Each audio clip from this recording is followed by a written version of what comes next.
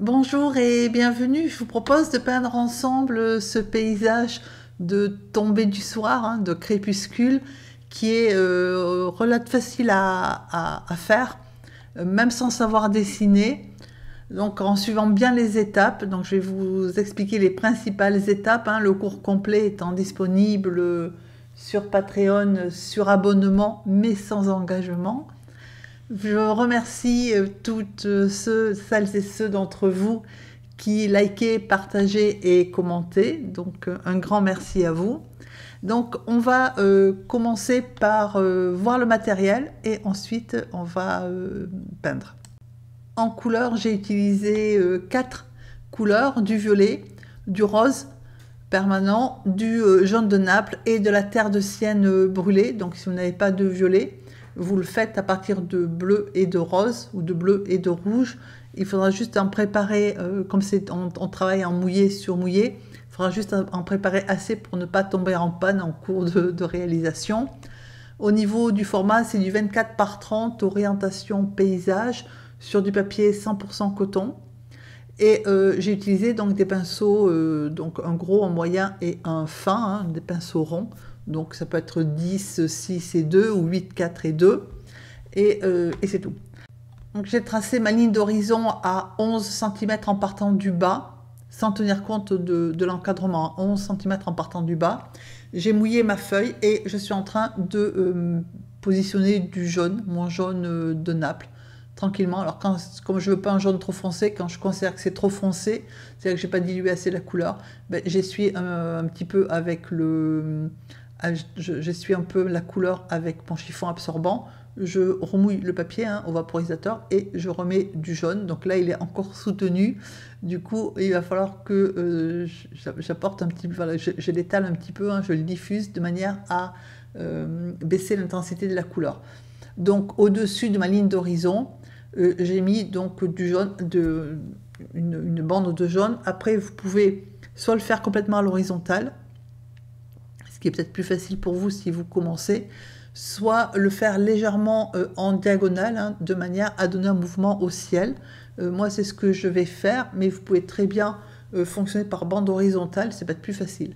Alors ensuite, je renforce le jaune, donc près de la ligne d'horizon, et je peins même sur la ligne d'horizon, puisque comme il y a des reflets dans l'eau, c'est en miroir, donc je mets mon jaune en dessous de la ligne d'horizon, voilà, tranquillement. Comme c'est mouillé, il n'y a pas de souci, je ne suis pas pressée non plus.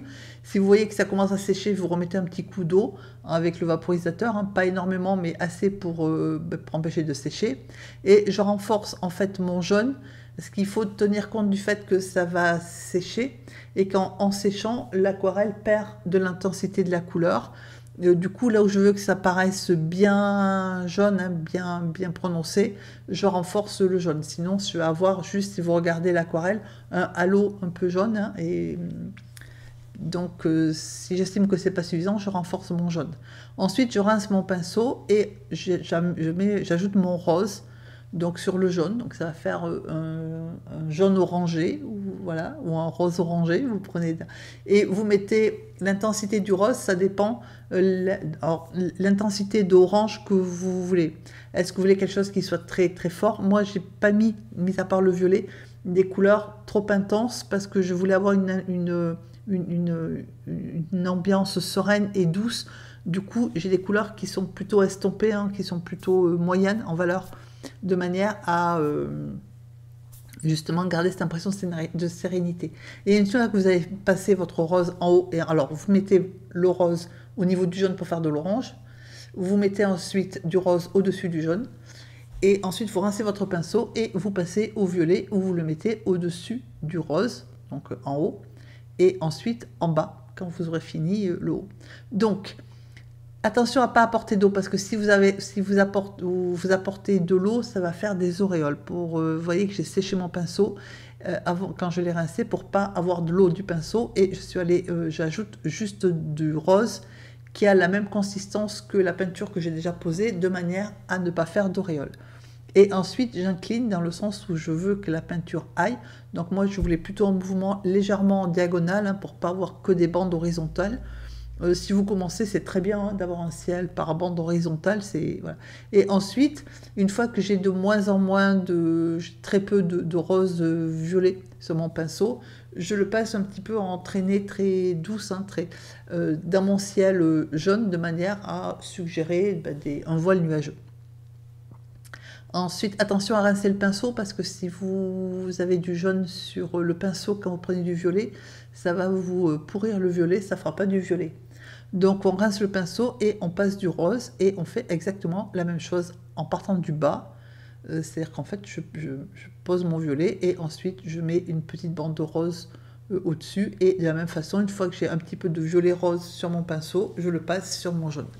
Je laisse bien sécher et ensuite vous mettez du ruban de masquage ou du washi tape sur votre ligne d'horizon pour être tranquille et pour pouvoir peindre vos montagnes tranquillement, peinardement, sans avoir le souci de dépasser ou que ce soit horizontal.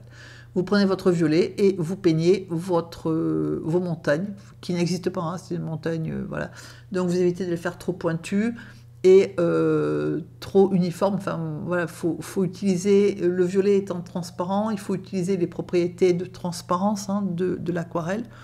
Donc de temps en temps vous mettez votre couleur un peu soutenue pour avoir du violet bien violet. Et puis des moments, comme je suis en train de faire là, vous étirez un peu la peinture de manière à laisser transparaître la peinture qui est dessous. Et vous faites votre ligne d'horizon, donc attention à ne pas faire toutes les montagnes de la même hauteur, et enfin des montagnes ou des collines, ce que vous voulez, et attention à ne pas faire des versants trop rectilignes, hein, parce que ça c'était quand on était petit, et quand on est grand on fait plus ça. Voilà, donc vous faites votre ligne de montagne, et vous retirez votre ruban de masquage, et pendant que ça sèche, vous prenez du violet mélangé à de la terre de sienne brûlée, et vous faites, alors pareil, le début de la côte qui est au premier plan, et donc de la même façon, vous évitez de faire quelque chose de trop rectiligne. Et ensuite, alors c'est pas la peine d'attendre que le premier plan soit sec, vous pouvez attendre qu'il soit sec, mais vous pouvez très bien le faire dans la foulée. Il faut juste pas appuyer sa main sur ce qu'on vient de peindre, si c'est pas sec. Donc vous prenez le pinceau numéro 2, moi j'ai pris un Rigger, qui est un pinceau qui a les poils plus longs que la moyenne, hein, parce que justement ça facilite les choses pour tracer, pour peindre donc tout ce qui est végétaux et tout ce qui est arbres, branches, brindilles, etc. Et parce que ça, comme le pinceau est plus long, il est plus fluide en fait, hein, donc voilà, ça facilite les choses. Et donc vous peignez des arbres, voilà, comme vous l'entendez, des arbres qui sont donc dépouillés de leurs feuilles, hein, puisqu'on va dire que ce sont des feuillus et qu'on est en hiver, donc il n'y a plus de feuilles. Et donc vous peignez en fait vos arbres tranquillement, sans stress, sans les dessiner, parce que je pense que vous aurez enfin, moi en tout cas c'est comme ça que je fonctionne, on a un meilleur rendu si on trace directement hein, au pinceau, parce que justement la pointe du pinceau est plus fluide, plus souple forcément qu'une mine de crayon. Du coup on a tendance à faire des traits qui sont normalement plus déliés. Donc vous tracez vos petits arbres sur le premier plan, et une fois que vous avez tracé vos arbres, vous pouvez agrémenter de quelques oiseaux par exemple, mais vous pouvez aussi, voilà, donc on fait donc les oiseaux je les ai tracés en violet hein, tout simplement, et donc vous pouvez aussi mettre un bateau si vous préférez mettre un bateau sur votre étendue d'eau, voilà. Ou vous pouvez mettre des canards au premier plan. Moi, je préférais mettre des oiseaux, parce que j'aime beaucoup les oiseaux. Après, c'est une question de choix et de goût. Voilà, donc cette vidéo est terminée. Elle est facile à réaliser. Il faut bien réaliser dans les étapes. Il faut bien faire en mouillé tout ce qui est ciel et eau. Et à sec, ce qui est montagne, premier plan et arbre. Et surtout quand vous peignez les montagnes et le premier plan et les arbres, s'assurer que l'arrière-plan soit bien sec hein, pour ne pas avoir de problème. Et ça se peint sans trop de difficultés. N'hésitez pas à poser des questions hein, ou à demander des précisions si besoin. Je vous souhaite un excellent week-end et beaucoup de plaisir à peindre. À bientôt.